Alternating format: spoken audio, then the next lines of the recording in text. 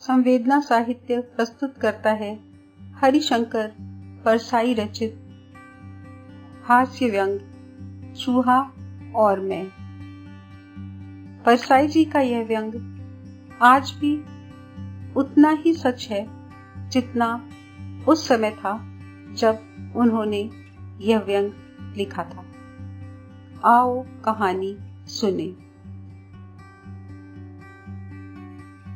चाहता तो इस लेख का शीर्षक मैं और चूहा रख सकता था, पर मेरा अहंकार इस चूहे ने नीचे कर दिया।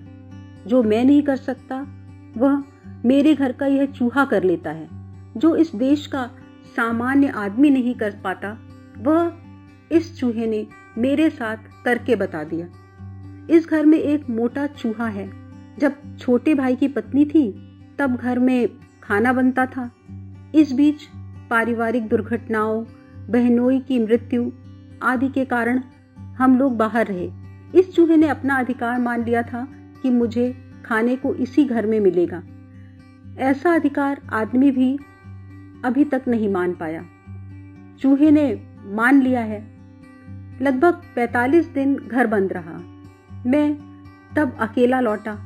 घर खोला तो देखा कि चूहे ने काफी क्रॉकरी फर्श पर गिराकर फोड़ डाली है। वह खाने की तलाश में भड़बड़ाता होगा। क्रॉकरी और डिब्बों में खाना तलाशता होगा।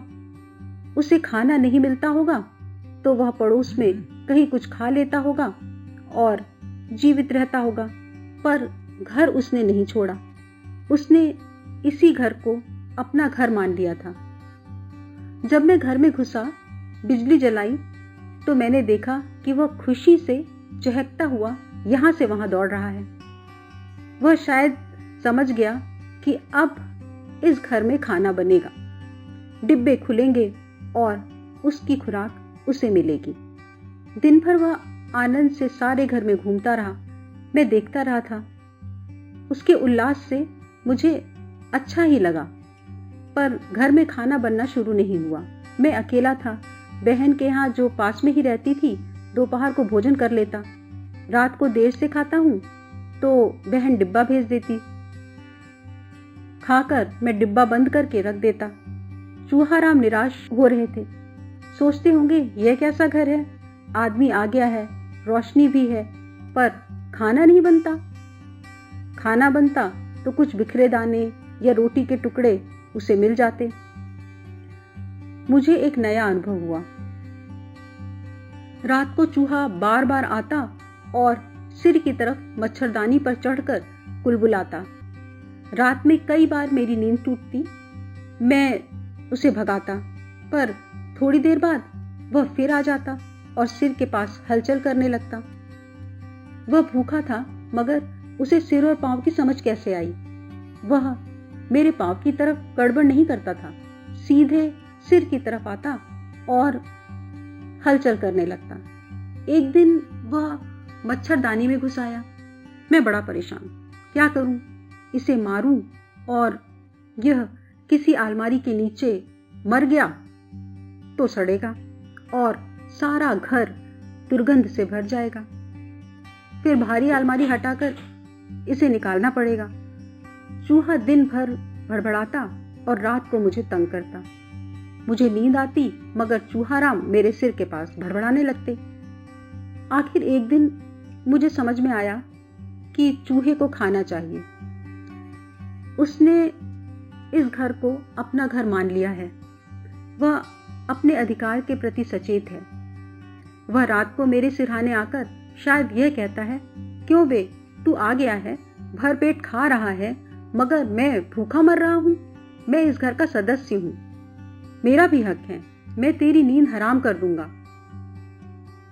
तब मैंने उसकी मांग पूरी करने की तरकीब निकाली।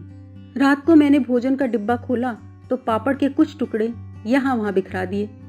चूहा कहीं से निकला और एक टुकड़ा उठाकर अलमारी के नीचे बैठकर खाने लगा।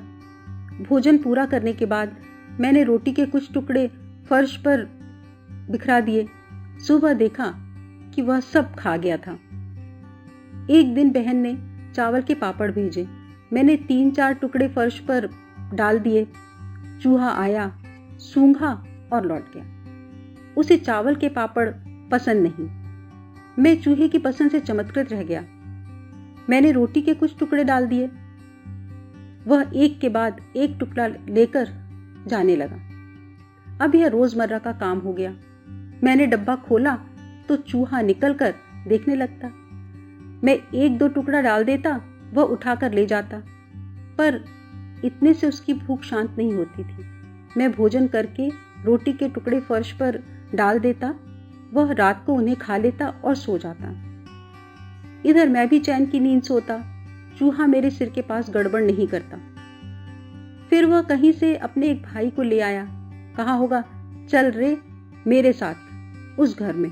मैंने उस रोटी वाले को तंग करके डरा के खाना निकलवा लिया है। हम दोनों खाएंगे, उसका बाप हमें खाने को देगा, वरना हम उसकी नींद हराम कर देंगे। हमारा हक है। अब दोनों चूहाराम मजे में खा रहे हैं, मगर मैं सोचता हूं, आदमी क्या चूहे से भी बदतर हो गया है?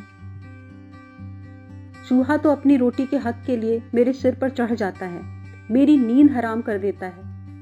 इस देश का आदमी कब चूहे की तरह आचरण करेगा?